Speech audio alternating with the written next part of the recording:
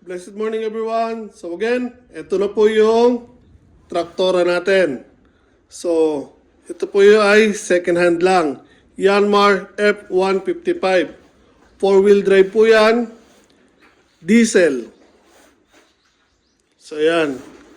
And ayun po yung tiller niya. So pwede natin palitan ng pambungkal na lupa yan. Adapter lang po ang papalitan natin dyan. Na babaklas po yan. Tapos kakapit natin kung ano mga adapter ang gagamitin po natin. So depende po sa lupa.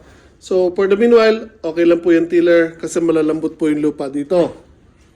So again, ayan po. So today, magpa-practice tayo. Gagamitin natin yan. And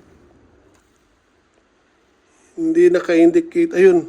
So, nasa 6,935 ang natatakbo pa lang po dyan. So, hindi ko pa siya masyadong gamay. So, for the meanwhile, ito po ang alam natin dyan.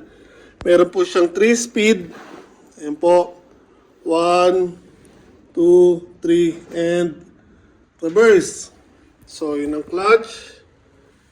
Andun ang brake at axle. Meron din po siyang axle dito sa handle. Ito po yung pag-tilt at pagbaba ng tiller. So, ito papag-aaralan ko pa kung arasan itong mga ito. So, yan.